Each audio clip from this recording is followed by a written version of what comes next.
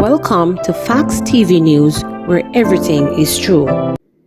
Owners of stolen poker boxes in St. Elizabeth urged to come forward, items recovered. Underscoring their commitment to ensuring the safety and security of communities within the parish, the St. Elizabeth Police said they recently recovered several gaming machines that were stolen. Investigators are now urging individuals who have experienced break-ins at their establishments, particularly bars, to come forward and identify the poker boxes.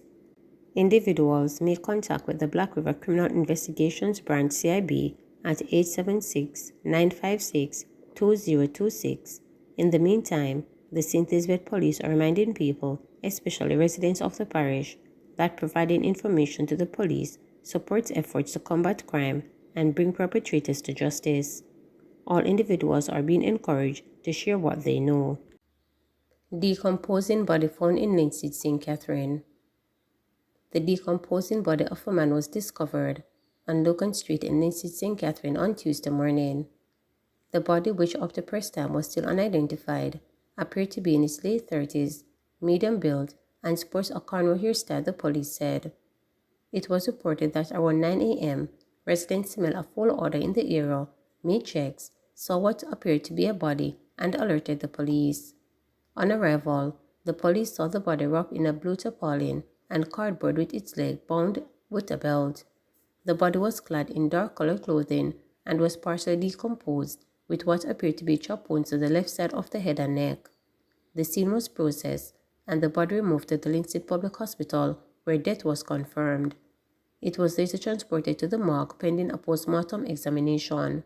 The Linseed police are investigating. Jamaican public to weigh in on job descriptions for parliamentarians through town hall series. A series of town halls are being planned to engage members of the public as an outlet for them to share their opinions on the job descriptions being developed for members of the political directorate. The idea was proposed by a Member of Parliament for St. Elizabeth Southwest Floyd Green on Tuesday at a sitting of the Joint Select Committee examining the Green Paper on job descriptions for MPs. You know, I want the chair and put it out there whether we should find some time to have public engagement on the job descriptions. You know, some years ago, even before I came into political office, I was a part of a process where a Joint Select Committee at the time decided to have town hall meetings and engage the public directly to hear from them, stated Green. I think it's very important that we get the public's view on what they believe the role of an MP should be or ought to be, because ultimately they judge, they decide. So they really should play a part in telling us what they're looking for, whether it is, for example, MPs need more autonomy in relation to resources or less autonomy in relation to resources, he added. Accepting Green's suggestion, the committee went on to explore venues and dates, which Jamaica College suggested as a potential venue for one of the sessions. MP for St. Andrew East Rural, Juliet Holness, used the occasion to share that the town halls were an important step in the process of promoting greater transparency in government, as well as could serve to improve public perceptions about the nation leaders. I take issue with us always seeming to be in a place that we behave as if we are the worst of the worst, and we continue to feed the narrative in everything we do and say and how we conduct our affairs. We must hold ourselves in high esteem and regard, and this process is actually a part of doing that, saying to the people, we are opening up ourselves to you, we want your input, and we want to be held accountable, stated Holness. In my estimation, just the way we conduct even this session, the way we conduct our public meetings, should send the signal as the start of holding our offices as representatives of the people of Jamaica in that high regard. We should not allow ourselves in any way to be tainted by the impressions that we cannot be transparent, and we are not reasonable, accountable, judicious in how we execute our function, added Holness. In June 2023, Prime Minister Andrew Holness tabled job descriptions for members of Parliament and cabinet ministers in the House of Representatives in the form of a green and white paper, respectively. Family of 3 murdered in Spanish Town. A family of 3 was murdered in Waterloo, Spanish Town, St. Catherine on September 5th. They have been identified as Omar Wellington, a sales representative, his wife Sharon Francis Wellington, a cashier, and their 16-year-old son Orlando Wellington. Reporters understand that 3 members of the family were found dead about 5:30 a.m. Head of the Police Corporate Communications Unit, Senior Superintendent Stephanie Lindsay, said the family was shot and killed.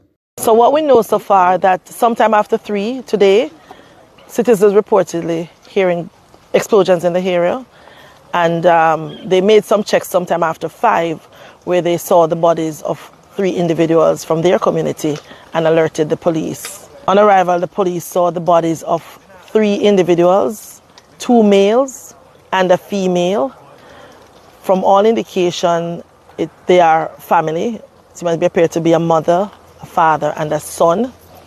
The son has been identified as a 16-year-old student, Orlando Wellington, of the Innswood High School in St. Catherine. Both parents, one work at an auto parts place in Spanish Town, and the other work as a cashier at a supermarket. What we are trying to ascertain now is what could have been the motivation behind this particular incident. They are using whatever lines of inquiries that they are following to see if they can actually put bits and pieces of this investigation together. Not much is known now, so the members of the scenes of crime are there processing the scene. The investigation is being led by detectives from the Major Investigation Division, and that is done in collaboration with the investigators from the St. Catherine North Division. So they are hoping that sooner or later they may have some concrete information that can even inform the arrest of some persons.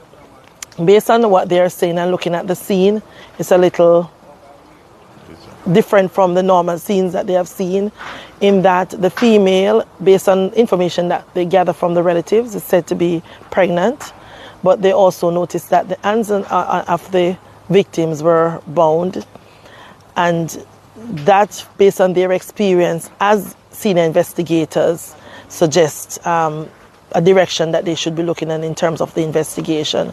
But there are a very competent team of investigators are on this case, and I think the effort right now is to see how best they can find the person or persons responsible so that they can get some closure for the family.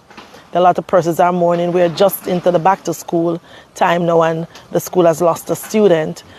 So we really want to appeal to individuals. We're of the opinion that there might be persons in the community who are aware of who the perpetrators may be, and we would love for them to give us the information, whatever information they have, so that we can arrest those persons individually as quickly as possible. Because when you have those persons at large, one of the things that you see in cases like these is the whole question of reprisal. So we want to act very quickly to take the matter into our own hands and to have the investigators treat with the matter. So if you know who the persons are, we really want them to report the matter to the police so we can deal with it, because when it is done otherwise, then we continue to see this cycle of killing and reprisal. So whatever information you have, there are avenues out there that you can make these reports and be anonymous. You can call Crime Stop at 311. You can call the NIB helpline hotline at 811. You can actually go to the detectives at Spanish Town.